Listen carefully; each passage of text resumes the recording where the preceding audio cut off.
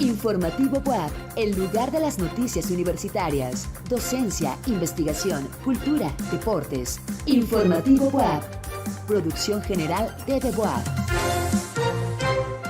¿Qué tal? Muy buenas noches, gracias por acompañarnos. Mi nombre es Enrique Moctezuma Malacara y le invito a que nos acompañe durante los siguientes 30 minutos en este programa especial de Informativo WAP. Y antes de entrar de lleno con la información, los invitamos para que nos sigan a través de las diferentes plataformas, @TVWAP en todas las redes sociales, canal 18.1 en TV abierta y 118 de Megacable, en la app TV WAP y en internet a través de tv.wap.mx.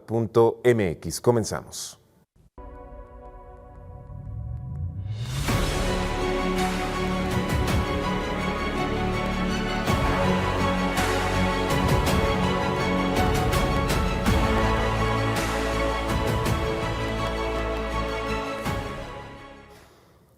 Acompáñanos este viernes a la presentación del libro Por una democracia progresista del ex candidato presidencial Cuauhtémoc Cárdenas, quien hace una revisión histórica y crítica del proceso revolucionario iniciado en 1910. Esta presentación se realizó en el Salón Barroco del Edificio Carolino en el marco de la edición 37 de la Feria Nacional del Libro FENALI. Adelante. Su presencia. Aprovecho para expresar reconocimiento y agradecimiento a la Rectoría de la institución, a la Vicerrectoría de Extensión y Difusión de la Cultura y particularmente a la Dirección de Publicaciones por hacer posible esta actividad de la presentación del texto Por una democracia progresista del ingeniero Cuauhtémoc Cárdenas, a quien agradecería y le brindemos un caluroso aplauso de bienvenida.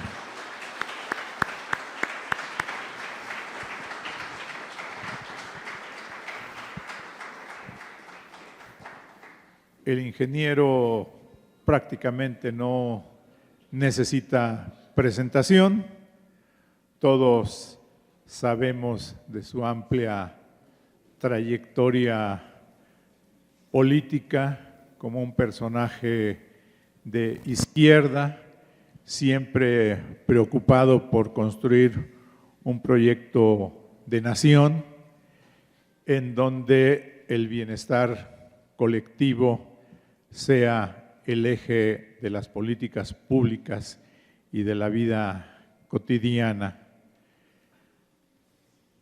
Básicamente, en su larga trayectoria política siempre se ha preocupado por promover el diálogo, la conversación, y en esa lógica la idea es que en esta ocasión, más allá de sus comentarios que nos va a hacer favor de presentar, me expresa el interés de que sean ustedes quienes pudieran también dar alguna opinión sobre el texto. Sabemos que varios de los presentes ya lo han leído, lo han comentado, incluso en el ámbito de la universidad, ya en algún momento hemos también tenido oportunidad de analizar con detalle las propuestas que contiene el libro. Es un documento de bastante actualidad y esperamos que sea igualmente reflexivo para todos y cada uno de nosotros las ideas que hoy se pudieran plantear en esta ocasión. Pues, ingeniero, le voy a dar la palabra para poder iniciar el intercambio de opiniones con los compañeros presentes. Gracias y bienvenido.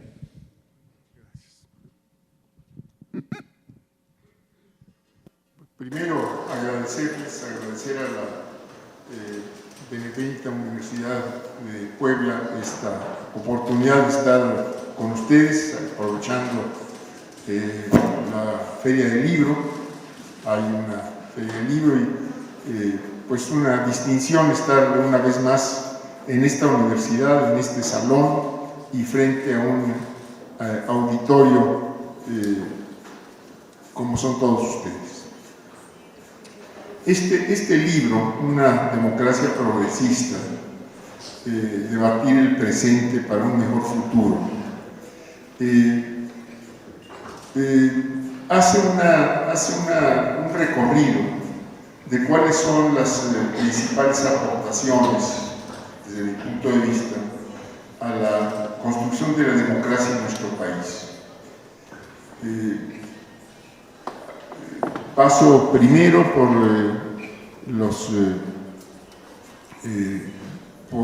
inicia con nuestra guerra de independencia, la contribución, yo diría, de Hidalgo en primer lugar, con la abolición de la esclavitud.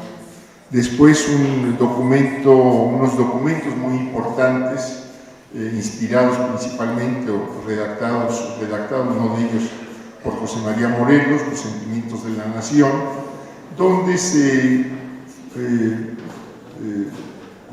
habla, yo diría de manera muy destacada, de la necesidad de terminar con las diferencias de carácter social, esto es reducir la indigencia, que no haya tampoco excesos hacia otro lado, hacia la concentración de riqueza, y de ahí esto da base, los sentimientos de la nación dan base a la Constitución de Apatzingán, que es en realidad la primera constitución de nuestro país,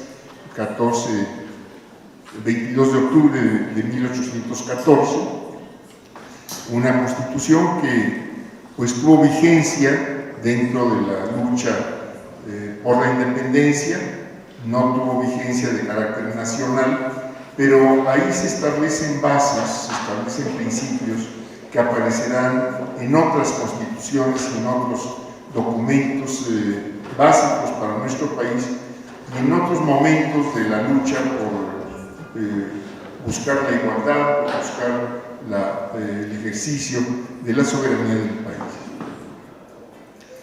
Hago pues en este libro un recuento de cuáles son las principales aportaciones desde mi punto de vista, repito, a la democracia de nuestro país. Esta es yo diría la primera parte, la más larga de este libro. Paso por la Constitución de 1824, por la de 1857, donde se plasman las leyes de reforma. La Constitución de 57 incorpora las leyes de reforma, principalmente la libertad de pensamiento, las luchas que se dan principalmente en el porfiriato por terminar con la dictadura, la contribución muy importante que da el Partido Liberal Mexicano, que encabezara Ricardo Flores Magón. En este programa del Partido Liberal Mexicano, yo diría que están las bases ideológicas de lo que poco después sería ya la Revolución Mexicana y particularmente su fase constitucionalista. Este es un recuento entonces en el libro. También reviso cómo se llega a la Constitución de 1917, cuáles son las principales contribuciones. Es la primera constitución con contenido social, con un contenido social muy importante, pues ahí se reconoce por una parte el derecho de los trabajadores a condiciones adecuadas de trabajo y se reconoce el derecho de los pueblos a la tierra. Esto es parte fundamental y yo diría que es la esencia misma de la Revolución Mexicana y se reivindican los derechos de la nación sobre los recursos del subsuelo y en general sobre los recursos naturales. Se da cuenta de cuáles son pues los principales artículos, cómo han evolucionado también los principales artículos de la Constitución. El artículo 3, que tiene que ver con la educación, el 27, que recoge o que recogía, ha sido alterado en épocas más recientes, pero que recogía todos los derechos a la tierra, el 123 que contiene los derechos de los trabajadores, el 130 donde se establece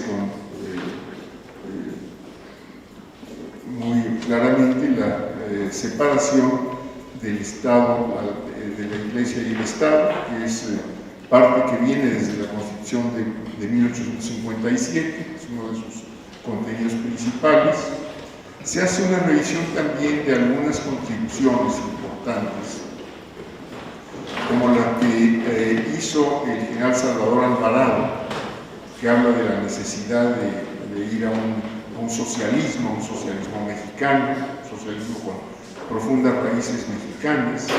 Se revisa también la experiencia que se dio en Yucatán por Felipe Carrillo Puerto, donde desde Alvarado se destacan también los derechos de la mujer.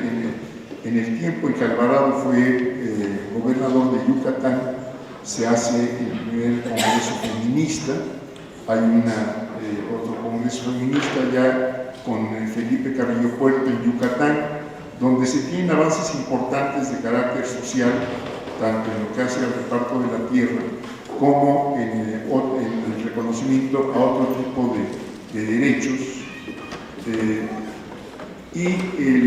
La última parte del libro es en realidad una serie de propuestas.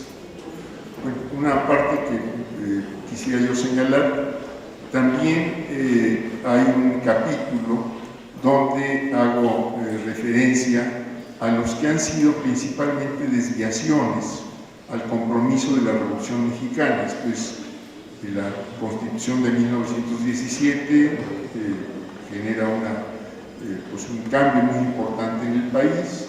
Un primer gobierno constitucional es el de Venustiano Carranza.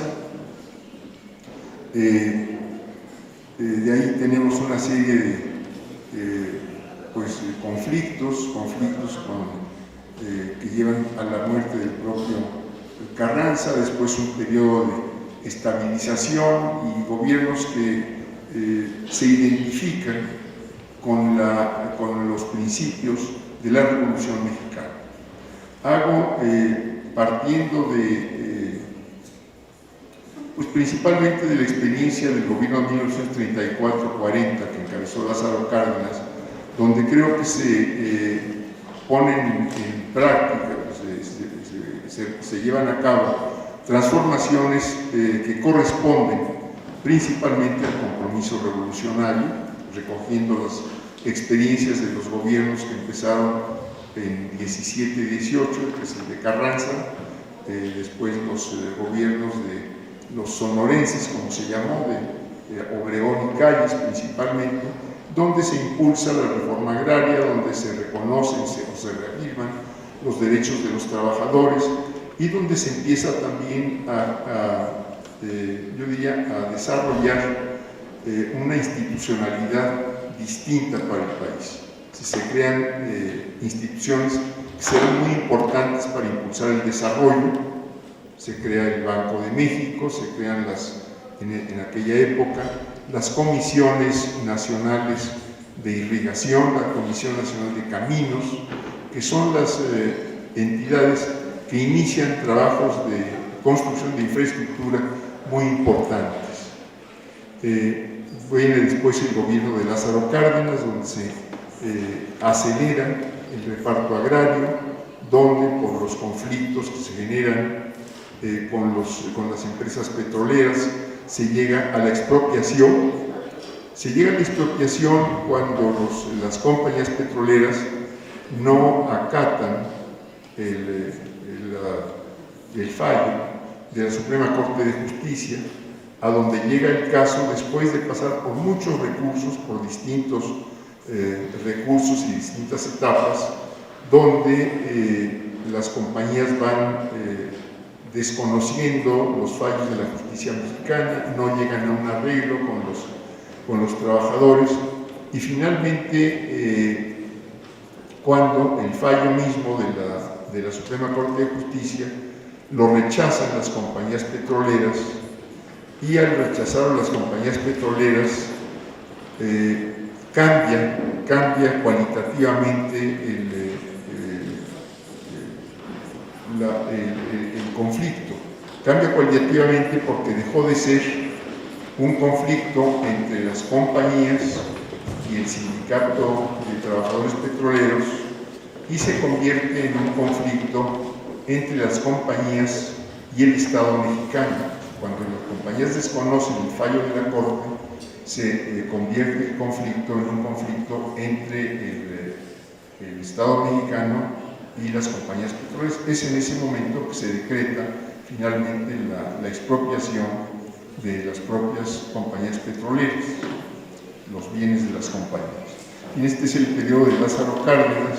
Después hago una revisión también de gobiernos que se decían en el discurso identificarse con los principios de la Revolución Mexicana, que yo diría que los cumplieron en alguna medida, pero donde se producen también desviaciones importantes a lo que podrían ser los principios de la Revolución. Yo diría que la desviación o la contradicción más importante y más grave es la que se da en el 68, cuando se da el conflicto de Tlatelolco, la muerte de cientos de estudiantes, la represión que prevalece, etcétera, etcétera. Y como digo, la última parte es una serie de propuestas de por dónde podemos o por dónde, creo yo, debiera desarrollarse el país. Ahí en realidad se hacen propuestas, pero yo diría que lo básico, lo que a mí me importa o me importó cuando escribí este libro, es que estas propuestas abrieran el diálogo y abrieran la discusión. Esto es, son sí propuestas que yo considero serias, pero que tienen como propósito pues que encontremos, y encontremos, lo digo en plural, entre muchos, los mejores caminos para resolver los problemas que tenemos actualmente. ¿Cuáles serían los problemas que yo estoy viendo actualmente y que considero tenemos que encontrar mejores vías para atenderlos y resolverlos que las que se han venido aplicando en los últimos tiempos? Bueno, uno de ellos es sin duda la desigualdad social. Tenemos un país con fuertes desigualdades, todavía con un porcentaje muy importante de la población en condiciones de pobreza. Tenemos un desempleo fuerte. Esto es, en estas últimas décadas se ha creado trabajo, se ha tenido acceso a trabajo mucho más de carácter informal que de carácter formal. Y cuando hablamos de carácter formal, pues quiere decir que es un trabajo con seguridad social, con prestaciones, etcétera, a diferencia del trabajo informal, que es el que más ha crecido en estos últimos tiempos y que me parece es uno de los problemas que tenemos que atender. Otra cuestión importante es en relación yo diría, a los servicios de educación y de salud.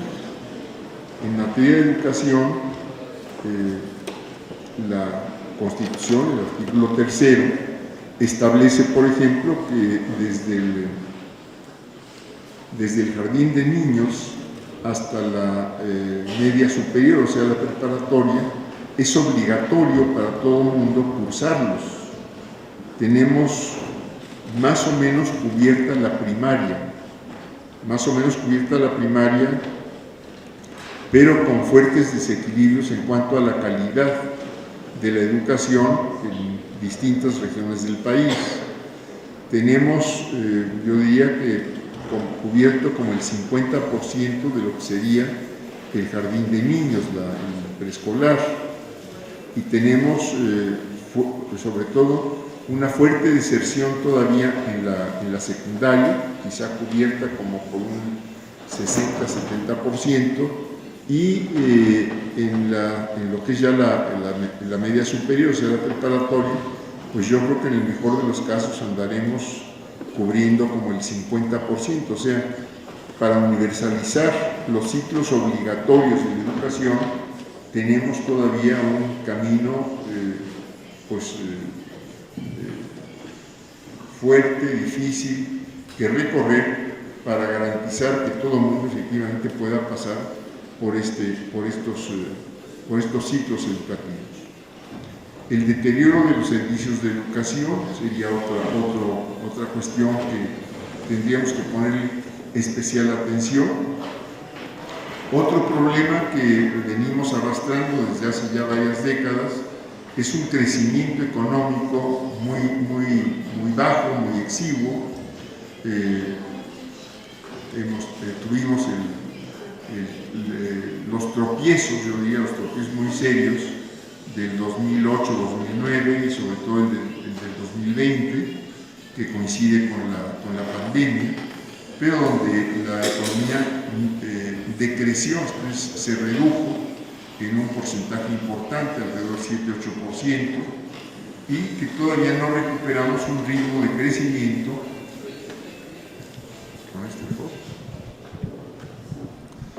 No recuperamos un ritmo de crecimiento que nos permita garantizar que estamos atendiendo las principales necesidades del país. En este caso me parece que es necesario, entre otras cosas, llevar a cabo lo que los hacendistas, economistas, etcétera, llaman una reforma fiscal o una reforma hacendaria. Es indispensable que el Estado cuente con los recursos necesarios, suficientes, para atender salud, educación, crecimiento de la infraestructura, mantenimiento de la propia infraestructura, nuevos proyectos, etcétera. Y para esto, los recursos de los que se ha venido disponiendo, por lo menos en estas últimas 2 décadas, 20, 25 años, han resultado insuficientes. Entonces tenemos que garantizar que haya suficiencia en los recursos, y esto requiere una política distinta para garantizar también crecimientos de nuestra economía que permitan satisfacer las principales necesidades de la población. Tenemos años con crecimientos económicos muy bajos, y es indispensable buscar los caminos para que podamos tener crecimientos que respondan a las necesidades del país. Y el otro gran problema es el que creo que todos en una u otra forma percibimos, que es el de la inseguridad. Se han venido tomando medidas, yo diría que más o menos las mismas, también de 20 o 25 años para acá, centrando en mucho el esfuerzo en responsabilizar a las Fuerzas Armadas para que atiendan los problemas de seguridad. Y lo cierto es que los resultados de administración en administración han venido siendo insuficientes. Es decir, no se está abatiendo la inseguridad, no se está erradicando la delincuencia, que me parece es a lo que tenemos que encontrar la forma de enfrentar y que esto sea de manera efectiva. En el libro se plantea la necesidad en este terreno para desplazar a la delincuencia, asegurar que en todo el territorio nacional, que hemos venido perdiendo el control justamente en manos de distintos grupos delincuenciales, que en todo el territorio nacional pudiera haber una presencia permanente, tanto del Estado como de la sociedad, a través de mejor educación, mejor salud, de proyectos de infraestructura, de proyectos productivos, de nuevas empresas, en fin, y que esta actividad positiva, educativa, cultural, económica, pueda ir desplazando efectivamente a la delincuencia del territorio que en buena parte está controlando y que lo estamos viendo en los medios de información, pues prácticamente todos los días. El libro pues tiene como propósito invitar al diálogo, invitar a la discusión, tratar de encontrar mejores caminos para atender los problemas de desigualdad social, de rezago económico, de inseguridad, etcétera, y pues está aquí a su disposición. A mí me gustaría, más que estar hablando yo, invitarlos a que dialoguemos, a que platiquemos, que ustedes pues me digan por dónde están viendo que pudiéramos resolver encontrar caminos para resolver los principales problemas del país. Creo que esta es la finalidad de este libro, por una democracia progresista, y que me parece es fundamental que haya diálogos, que haya muchos diálogos, que se discutan los problemas, los que aparentemente sean muy grandes, los que aparentemente sean muy pequeños, pero que todos tenemos que buscar que se resuelvan y se atiendan. Yo no veo otra forma sino en un esfuerzo compartido entre el Estado y la sociedad.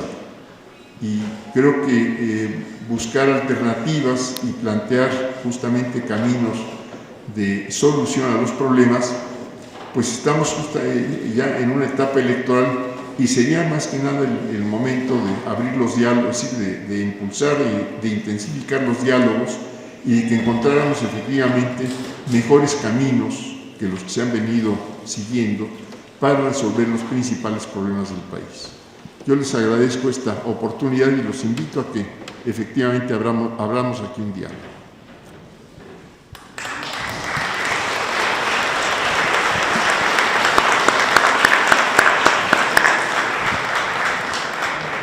Bien, pues atendiendo a la preocupación del ingeniero, vamos a abrir el debate. Por allá atrás veo dos manos. Primero acá de este lado, perdón, es que primero había dos allá atrás. No sé sus nombres, no los conozco. Si la compañera que está acá alzando la mano, creo que es la primera que tenía la mano. Y luego en esa misma fila, hasta atrás había otra mano. Y bueno, después pasamos aquí a las de adelante. Sí, por favor, si eres tan amable, también el otro caballero. Aunque creo que ahí hay micrófono. Mira, si nos hacen favor.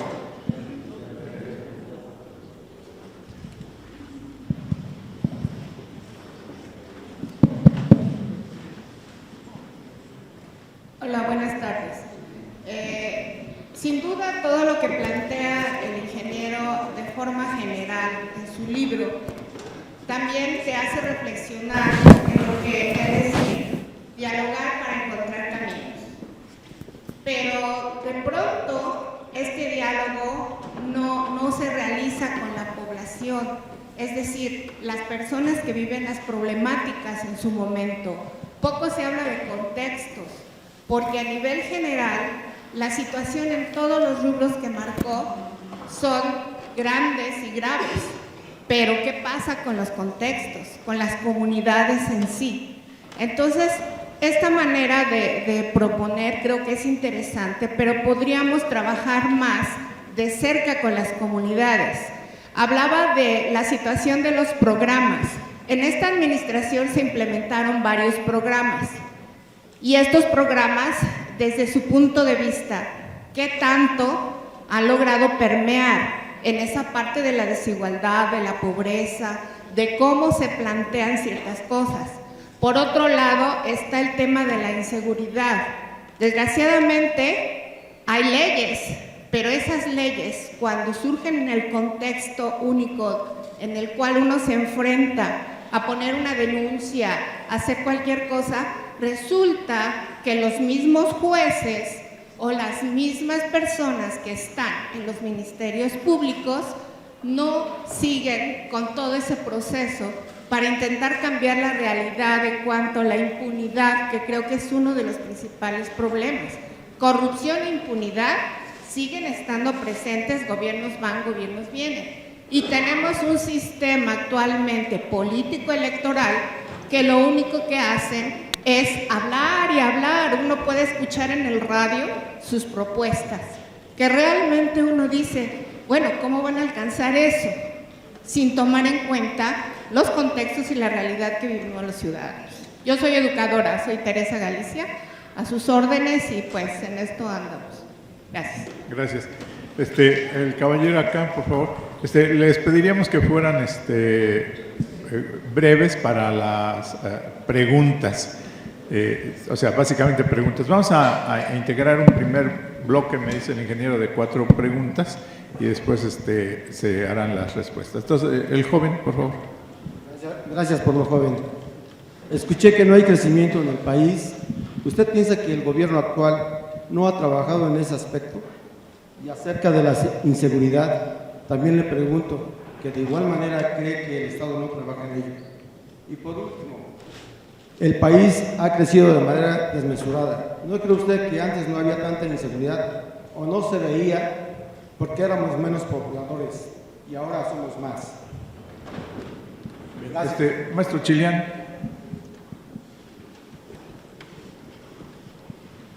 Buenas tardes, ingeniero. Yo le quiero hacer 3 preguntas breves. Una, usted aludió a Ricardo Flores Magón como pionero de la Revolución Mexicana y mencionó el programa del Partido Liberal Mexicano, cuyo texto aparece un artículo que señala prohibir la inmigración china. La pregunta sería, ¿a qué atribuye usted que este artículo esté contenido en el texto del Partido Liberal Mexicano? Esa es una. La segunda, cuando el general Lázaro Cárdenas estaba en la situación de decidir quién pudiera ser su sucesor, se comentaba el hecho de que el general Francisco J. Mújica parecía el más viable, dada la identificación ideológica, de amistad que existía entre los generales. Sin embargo, fue sorpresivo que resultara ser el general Manuel Ávila Camacho el candidato que aquí en Puebla pues tuvo una influencia, la familia, importante. Y por último, ingeniero, mencionó usted que uno de los problemas actuales que nos afectan es el de la educación. Concretamente, ¿qué sugiere o propone usted para que superemos los males que padecemos en esta materia? Gracias. Gracias. Y la última, el joven que está allá parado atrás. Hola, ingeniero, buenas tardes. Aquí Carlos Alberto, médico y estudiante de esta casa de estudios. La pregunta puntual, después de ver y coincidir plenamente en la cuestión de salud y educación que son fundamentales para el desarrollo del país, la pregunta es enteramente hacia usted. ¿Cuál considera que ha sido el principal factor que nos ha impedido alcanzar que el sector salud brille por su eficiencia y que la educación también tenga un parámetro de calidad muy alto? Gracias. Vamos a dar primero salida a estas inquietudes.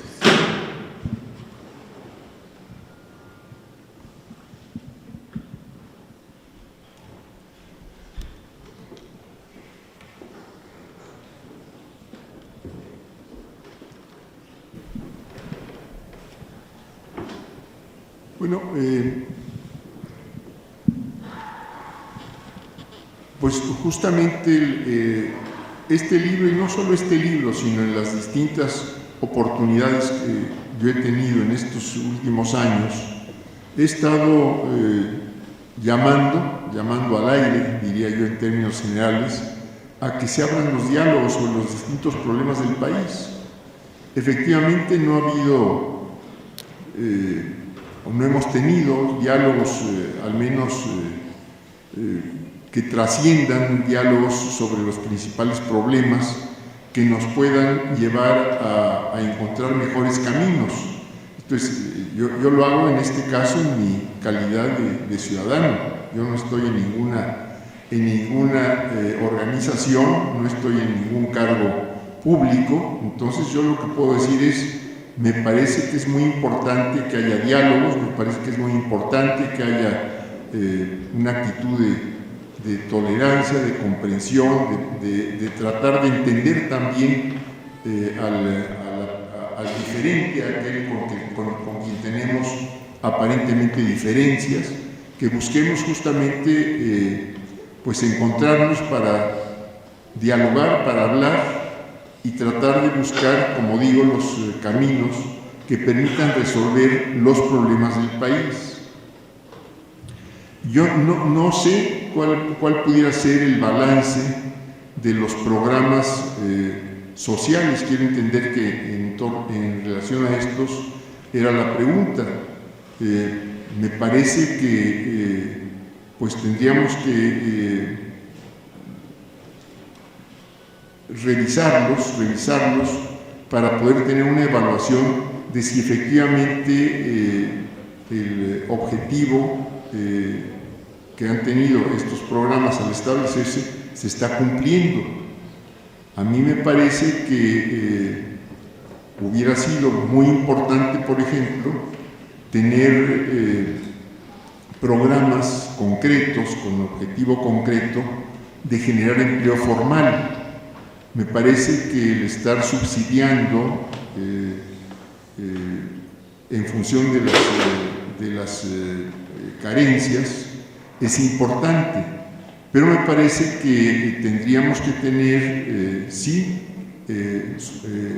subsidios a las carencias de carácter social, pero en paralelo programas que permitieran superar esas carencias. Esto es, yo no estoy de acuerdo con que se otorguen apoyos a gente que tiene problemas de carácter económico, muy válidos desde luego, pero que esto signifique pues que este subsidio va a ser eterno. Esto es, que no se esté haciendo ningún esfuerzo en paralelo para que se pueda superar la carencia, para que esa persona o esa familia en algún momento, por capacitación para el trabajo, porque se abran nuevas fuentes de trabajo, porque se abran nuevas oportunidades, no pueda superar la carencia y en este caso destinar los recursos a otras carencias, ya no las de esa persona o las de esa familia. Entonces me parece que estos programas sociales tendrían que revisarse para que, bueno, aquellos donde no hay remedio y hay que seguir subsidiando, pues se sigan subsidiando, pero en otros donde evidentemente es posible tener programas en paralelo, yo diría principalmente en materia de capacitación para el trabajo, en materia educativa, pues en ese momento tendríamos que ya no seguir subsidiando, sino ya esta persona o esta familia tendría cubiertas sus necesidades fundamentales. Me parece que un problema que existe y que tenemos que buscar también los caminos para resolverlo es el que se señalaba también de la corrupción y la impunidad. Parece que este es un problema que está presente y que esto pues requiere, por un lado, voluntad política, decisión por quienes toman las decisiones de gobierno, y posiblemente requiera también una revisión de cuáles deben ser las estructuras y el funcionamiento, es decir, los correctivos que debieran aplicarse en todo el aparato de justicia, de procuración de justicia, de administración de justicia, que me parece ahí estamos con un pues muy fuerte rezago. Un poco el propósito de este libro también ha sido pues que podamos encontrar no solo los diagnósticos, no solo el qué está sucediendo, cómo están las cosas, sino cómo resolverlos, cómo enfrentarlos. Y me parece que en esto ha habido una falta, pues por lo menos diría yo, de los distintos partidos políticos. Y aquí yo englobaría a todos. Entonces, los partidos nos tendrían que estar diciendo cómo plantean resolver los principales problemas del país, quizá con enfoques distintos, quizá con pues, principios diferentes, pero sería, pues entre otros, los partidos. Las universidades creo que han estado haciendo una contribución importante, cada una en su estado, cada una en su región, cada una en donde le toca estar principalmente actuando. Me parece que también serían pues instituciones donde se debieran abrir diálogos y donde seguramente por quienes están en ellas, profesores, investigadores, alumnos, trabajadores, etcétera, se podrían empezar a encontrar también caminos para resolver determinados problemas.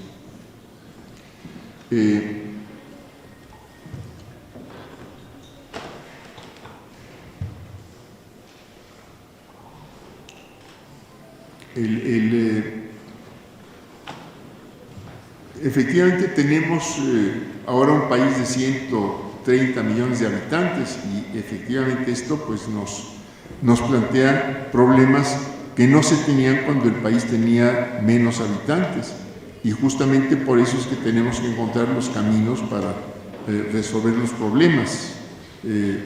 Ahora, cuando hablamos desde el gobierno de cuestiones prioritarias, y se ha dicho desde muchos gobiernos atrás que es prioritario atender la educación, que es prioritario atender la salud y muchas otras prioridades, si esa prioridad no se refleja en el presupuesto, pues se queda en el discurso.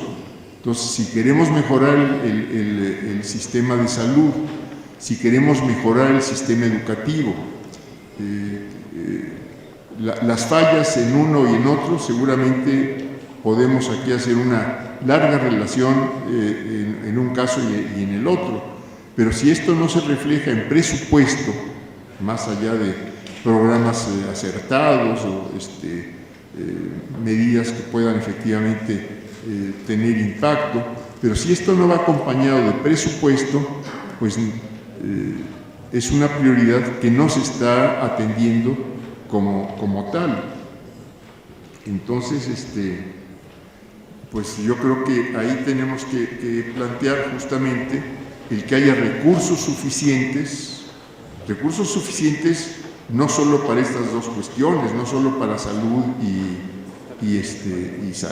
educación, recursos suficientes para enfrentar eficazmente la inseguridad, para erradicar la delincuencia, para programas de infraestructura, para recuperar, por ejemplo, una política industrial. Hemos abandonado desde los años 80, 90 del siglo pasado la política industrial. En algún momento se llegó a decir que la mejor política industrial es que no hubiera política industrial. Bueno, pues tenemos que pensar seriamente en esto, tenemos que pensar pues cómo logramos que haya nuevas oportunidades de trabajo formal. Tendríamos que avanzar, si estamos hablando no solo de salud, sino de cuestiones de orden social, cómo universalizar la seguridad social, no vinculada únicamente al puesto de trabajo, sino una seguridad social de carácter universal. Y esto requiere, entre otras cosas, recursos y, bueno, responsabilidad, honradez, combate a la corrupción, etcétera. Estas son cuestiones que sin duda están presentes, pero tenemos que insistir en que se cuente con los recursos necesarios para poder atender toda esta serie de problemas.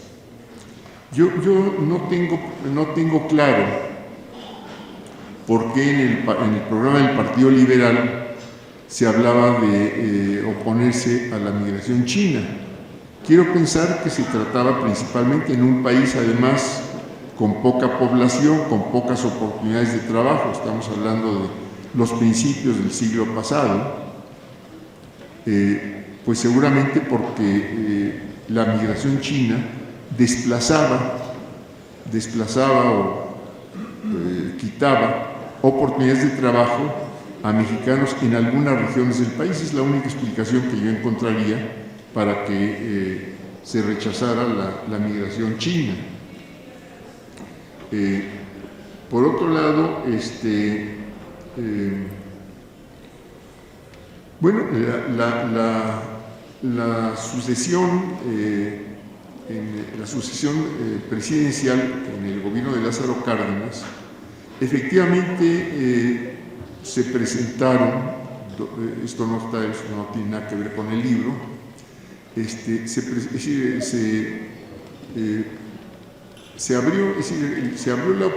empezaron a manifestar gentes en distintas partes del país, en distintas organizaciones, distintas personas, en favor de quienes pudieran ser los candidatos presidenciales del grupo del gobierno de Lázaro Cárdenas. Cuando esto se dio y cuando esto empezó a cobrar intensidad, Cárdenas, como presidente, pidió a sus colaboradores, a quienes tuvieran interés en contender por la presidencia de la República o por un cargo electoral, que se separaran del gobierno. Habría que decir que en la legislación, en aquellos años, se pedía que quienes fueran a ser candidatos y tuvieran un cargo de secretario de Estado, gobernador, jefe de zona militar, se separaran del cargo un año antes.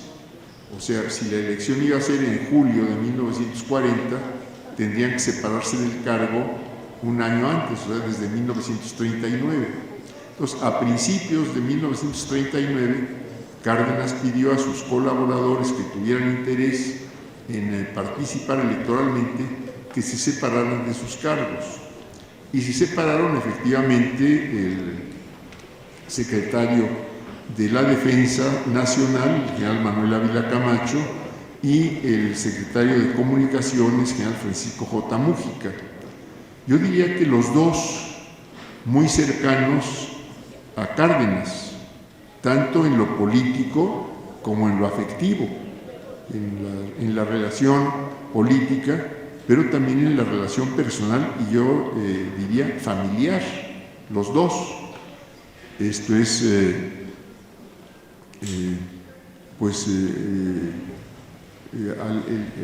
Cárdenas y el general Mújica tuvieron ya un contacto político desde que Mújica buscó la gubernatura de Michoacán en 1920.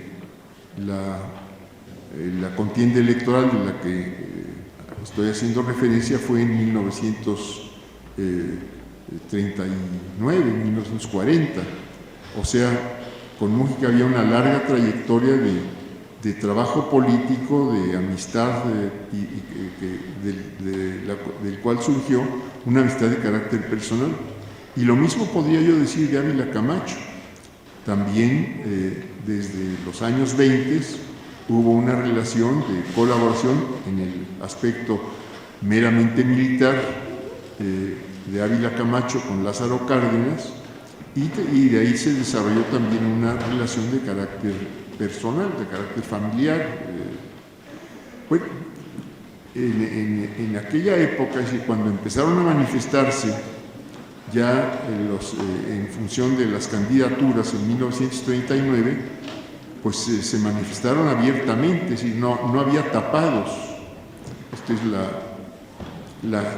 los diputados y senadores, los gobernadores, las organizaciones, la CTM de trabajadores, la CNC de campesina, pues empezaron a expresar sus preferencias.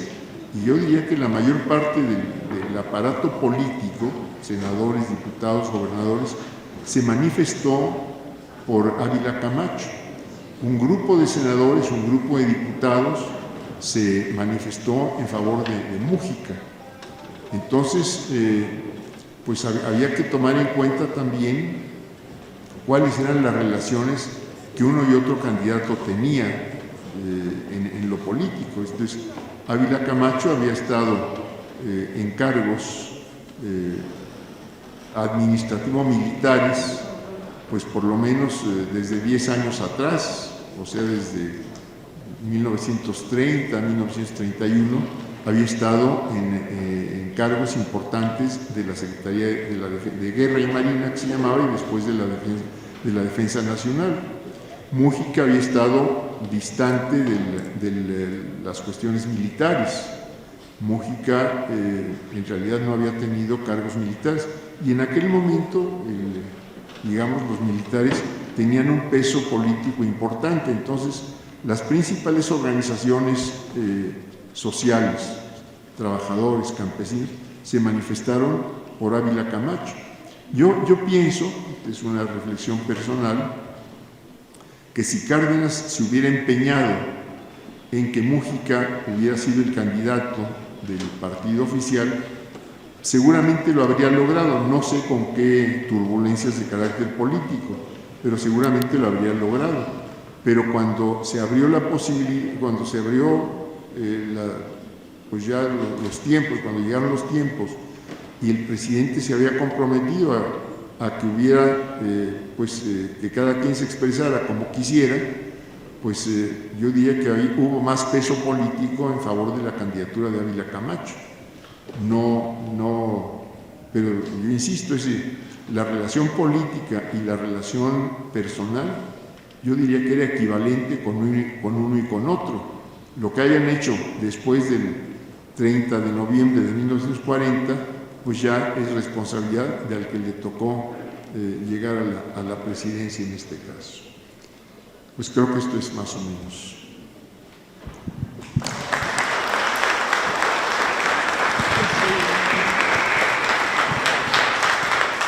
Bien, ya estamos sobre el tiempo. Yo sé que siempre hay más preguntas, más inquietudes, pero sí quiero resaltar que el tema está abierto, es obvio, estamos en condiciones de procesos electorales de gran importancia para nuestro país, está definiendo, como comúnmente se dice, el rumbo del país para los próximos 30 o 50 años.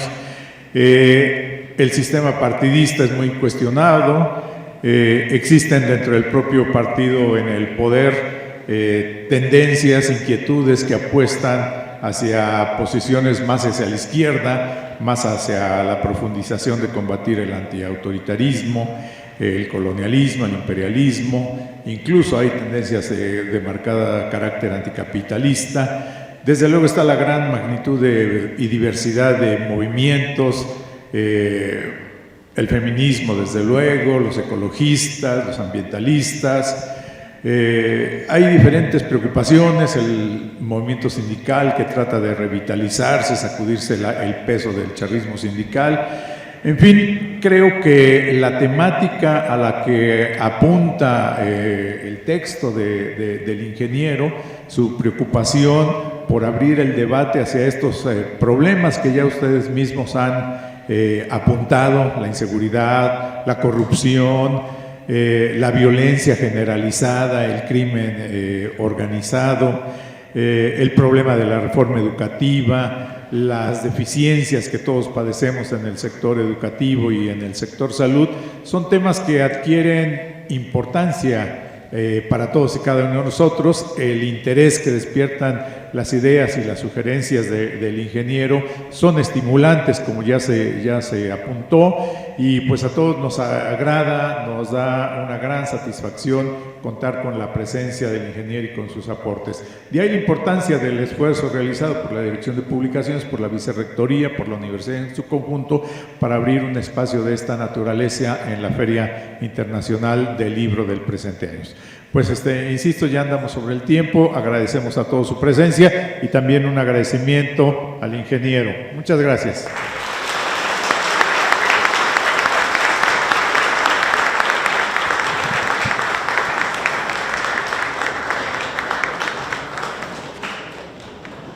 Y es así como llegamos al final de esta emisión de Informativo WAP. El próximo lunes a las 8 de la noche le espera mi compañero José Carlos Bernal. Ya tiene usted la información ahora. A disfrutar el fin de semana. Buenas noches.